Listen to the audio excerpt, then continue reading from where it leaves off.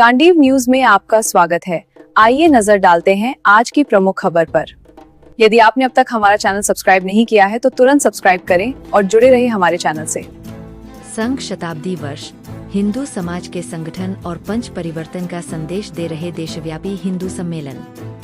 राष्ट्रीय स्वयंसेवक संघ के शताब्दी वर्ष के अवसर पर देश भर में आयोजित हो रहे हिंदू सम्मेलनों के उद्देश्य को लेकर गादिया भवन में ब्यूरो चीफ ललित गोलेछा से बातचीत में संघ के राष्ट्रीय कार्यकारिणी सदस्य गुणवंत सिंह कोठारी ने कहा कि इन सम्मेलनों का उद्देश्य हिंदू समाज को पुनः संगठित, जागरूक और आत्मबोध से युक्त करना है।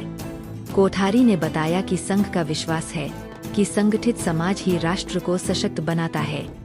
इसी क्रम में उन्होंने पंच परिवर्तन, सामाजिक समरसता, कुटुंब प्रबोधन, पर्यावरण संरक्षण, स्वदेशी भाव और नागरिक कर्तव्य बोध पर संक्षेप में प्रकाश डाला। उन्होंने कहा कि ये सभी प्रयास समग्र हिंदू समाज और राष्ट्र के उज्जवल भविष्य के लिए है।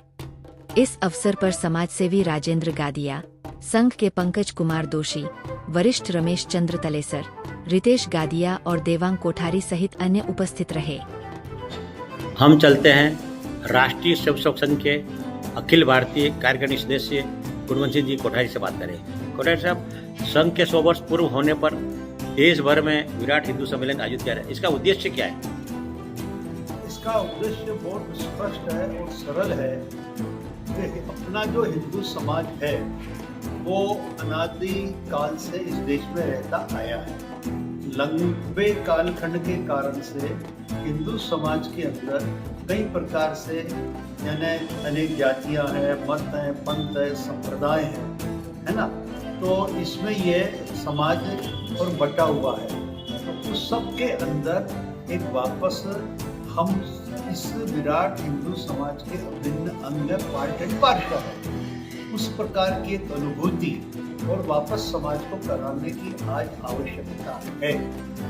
एक दूसरा कि अपना जो हिंदू दर्शन है वो हिंदू दर्शन और पूर्ण वैज्ञानिक है। आध्यात्मिकता तो उसमें है ही, किंतु आज संसार के सामने जो बड़े खतरे हैं, जैसे पर्यावरण की दृष्टि से आज खतरा है, ग्लोबल वार्मिंग आज हम सुन रहे हैं, इकोलॉजी इम्बैलेंस हो रही है हम सुन रहे हैं। तो इस सब का समाधान पश्चिमी जगत के पास में नहीं है, केवल भारत के पास में है।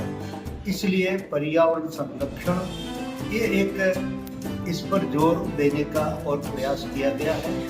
दूसरा, पूरे विश्व में आज मानवीय मूल्यों का बहुत क्षरण होता दिखाई देता है, तो उसके लिए भी हमने कुटुंब प्रबोधन, जो कुछ भी मनुष्य है वो अपना क्या करना क्या नहीं करना, ये जो करणीय अकरणीय जो उसके जीवन का व्यवहार है वो परिवार के अंदर ही सीखता है। और परिवार ही एक ऐसी सबसे छोटी इकाई है जो जन्म से लेकर के मृत्यु तक के सारे व्यवहार कैसे करने चाहिए उनको सीखने को मिलता है। परिवार के अंदर ही हम जो है, और गाय को भी रोटी देना, कुत्ते को भी रोटी देना, पशु पक्षियों को भी दाना डालना, पानी का प्रबंध करना, सारे संस्कार हिंदू परिवारों में सहज रूप से सीखने को मिलते हैं। इसलिए कुटुंब प्रबोधन की दृष्टि से भी ये सारे सद्गुण, ये सारे संस्कार और जीव सृष्टि के प्रति हमारा जो कर्तव्य है उस कर्तव्य का पालन करने का संस्कार यहाँ दिया जाता है। और एक पंच परिवर्तन में संघ ने नागरिक कर्तव्य बोध भी लिया है। आज हम क्या देखते हैं कि जहाँ समाज इकट्ठा होता है, मंदिर हो, कोई भी अन्य सम्मेलन हो, कथाएं हो, प्रवचन हो, तो वहाँ पर जो सहज सामाजिक उत्तरदायित्व तो निभाना चाहिए। जैसे फॉर एग्जाम्पल मंदिर में प्रसाद वितरण होता है तो वहाँ पंक्ति टूटती दिखाई देती है, कहीं पर हम जाते हैं तो एक प्रकार की आपाधापी दिखाई देती है।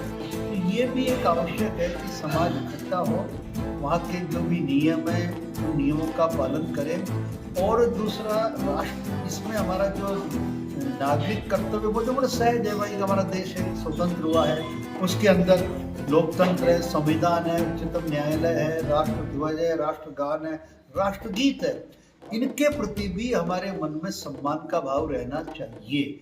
ये एक सहज नागरिक कर्तव्य बोध के रूप में और संघ इन पंच परिवर्तनों को लेकर के पूरे हिंदू सम्मेलन कर रहा है।